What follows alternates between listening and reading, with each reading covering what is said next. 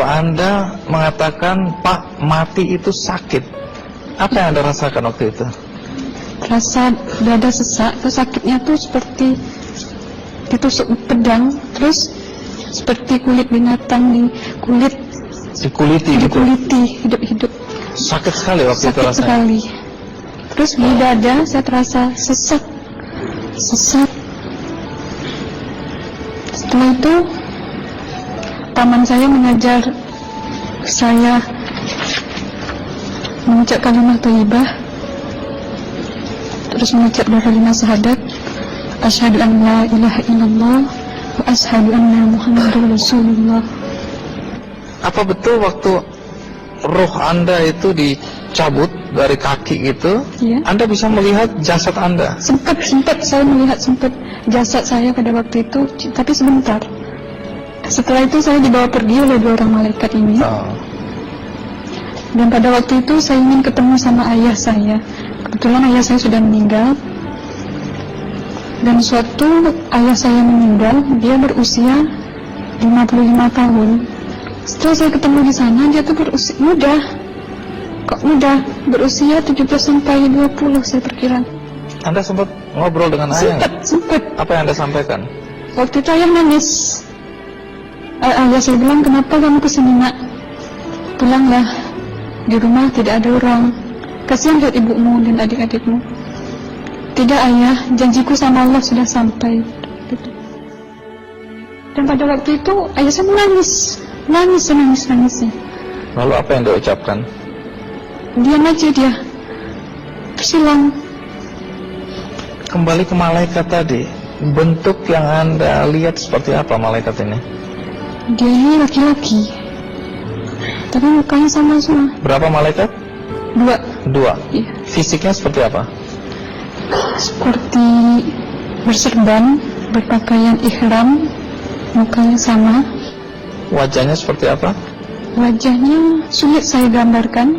Yang jelas dia ini sama, dua-dua itu sama rupanya. Apakah ada ucapan dari dua sosok yang Anda anggap malaikat itu? Ada. Apa kata mereka? Waktu itu saya mengalami perjalanan spiritual. Saya disoal oleh malaikat itu dengan sebutan Ma ayyutuka, siapa Tuhanmu? Katanya. Waktu itu roh saya menjawab, Tuhanku adalah Allah. Siapa pemimpinmu? Pemimpinku adalah Nabi Muhammad Sallallahu Alaihi Wasallam. Mana kiblatmu? Kiblatku adalah Ka'bah. Siapa kedua orang tuamu? Siapa saudara maramu? Terus saya diperjalankan. Setelah itu kedua orang malaikat ini memimpin tangan kiri saya, membawa saya ke satu tempat, menduduki saya di sebuah kursi. Pada waktu itu kursinya tuh empuk, mungkin latan busanya ya, cantik. Terus di sana saya duduk di sebelah kanan saya ada tiba-tiba berwujud seorang perempuan. Dia mengaku Amal. Kamu siapa? Kata saya. Aku adalah amalmu semasa kamu hidup di atas dunia. Dan selama kamu di sini, saya akan menemanimu sampai yaumul akhir, itu katanya. Dan pada waktu itu saya melihat perempuan-perempuan solehah berpakaian muslimah, berkerudung, mencium pipi kanan, pipi kiri. Mungkin salam perkenalan pertama waktu menduduki di situ. Setelah itu saya dihijrahkan lagi, dibawa oleh dua orang malaikat ini lagi, melihat dosa-dosa besar ya. Di sana saya diperlihatkan ada seorang laki-laki memikul besi di bahunya. Saya perkirakan besi itu mungkin beratnya tuh berton kali ya. Berat sekali ya. Berat sekali. Terus dia berjalan nggak sampai ke tujuannya. Berlumuran darah nanah, baunya na'udzubillah misalnya. Bajunya tuh sobek-sobek. Waktu itu saya disaksikan oleh Amal. Saya tanya kepada Amal, Ruh tanya sama Amal, wahai Amalku, dosa apakah yang manusia ini lakukan sewaktu ia hidup di atas dunia? Amal menjawab pada waktu itu, sewaktu manusia ini di atas dunia, dia ini adalah menyantet orang, meneluh orang, sehingga dia berjalan nggak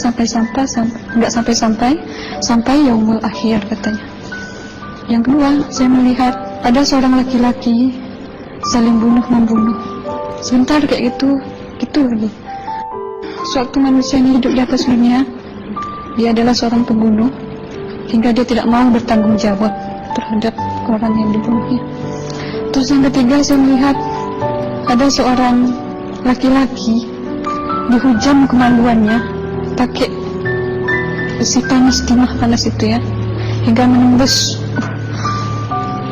Waktu itu roh bilang sama amal, wahai amalku, dosa apakah yang manusia ini hidup di atas dunia? Amal waktu itu menjawab, suatu manusia ini hidup di atas dunia, manusia ini adalah seorang perzina. Setelah itu saya melihat ada seorang laki-laki dihujam kemaluannya pakai besi panas, timah panas itu ya, hingga menembus. Waktu itu roh bilang sama amal, wahai amalku, dosa apakah yang manusia ini hidup di atas dunia?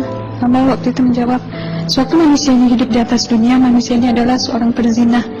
Setelah itu saya melihat ada seorang laki-laki disebati oleh rotan. Rotannya itu menyebati kulitnya tuh hingga lepas daging sama kulitnya. Itu amal menjawab, suatu manusia ini hidup di atas dunia, dia ini tidak pernah sholat Islam, hingga waktu matinya pun dia tidak mengucap 2 kali syahadat. Dan pada waktu itu roh sama amal sempat menghafiz Quran pada waktu itu dengan harapan supaya orang manusia yang Allah siksakan ini bisa terampuni dosanya. Jadi masih sempat waktu itu ya? Iya, roh sama amal yang menghafizkan, menghafiz Quran, bertahzim, bersalawat, baca ayat 1000 dinar, membaca Yasin. Tapi sayang, bahkan tambah banyak Allah tidak mengampuni dosa-dosa mereka, sayangnya. Setelah itu, akhirnya yang terakhir kali berzikir.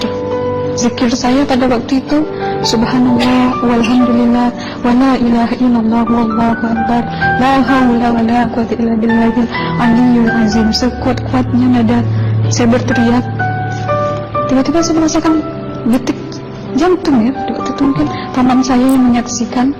Itu saya koma. Disitulah saudara Anda kembali ke jasad ya? Iya, benar. Jadi banyak sekali Anda menyaksikan kejadian-kejadian di alam sana ya. Nah, menarik karena waktu kami menghubungin Mbak Aslina, pada dasarnya Mbak Aslina keberatan menceritakan kembali kisahnya. Tapi kalau toh akhirnya Anda mau sampai di sini dan Anda sudah bercerita, apa harapan Anda pada orang-orang yang mendengarkan kisah ini? Ya, harapan saya pertama, ya lebih banyak menyambut puasa ya, lebih banyak mendekat diri aja sama Allah, perbanyakkan amalan soleh, perbanyakkan zikir, perbanyakkan sholawat, baca Quran, dan sebagainya. Itu harapan Anda ya? Iya. Baik, terima kasih Mbak Aslina ya, sudah datang dari Bengkalis untuk menceritakan kisah ini.